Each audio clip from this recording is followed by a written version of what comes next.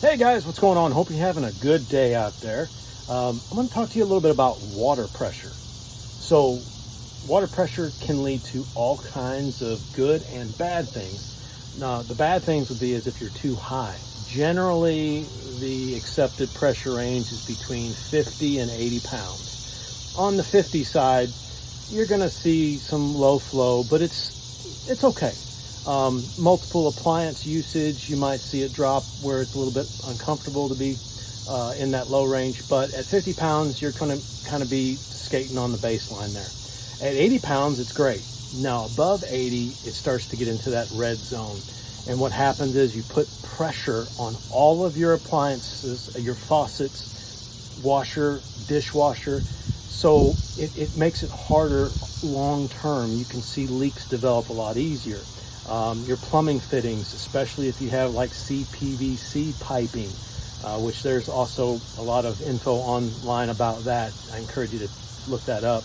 But blued fittings, even older copper. You know, copper was started somewhere in the 70s, roughly, and it lasted until around the late 90s, early 2000s, and then became just cost ineffective. PEX tubing has taken over since roughly the 90s, and of course there's all kinds of issues with that. We'll talk more about that in another video, but today I'm going to show you what I'm doing here. I've got this little pressure gauge that I kind of customized with the colors. You can see we've got the red is on basically 90 psi and up. The yellow is between 80 and 90.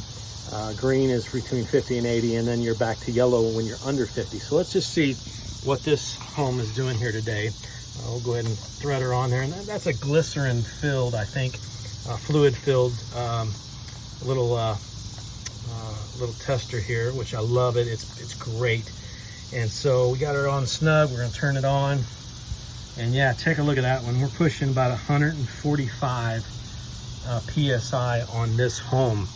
So we're definitely in the red zone, and we'll see if there's any leaks underneath the house. But when you see yourself at that kind of pressure, you definitely want to get a PRV, a pressure regulating valve, installed.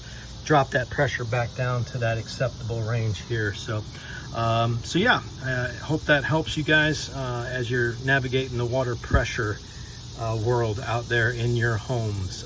If you have any questions, hey, just put them in the comments. And as always, I appreciate each and every one of you that have made this little bitty channel kind of grow into something that could be very special. So thank you all. Have a good one.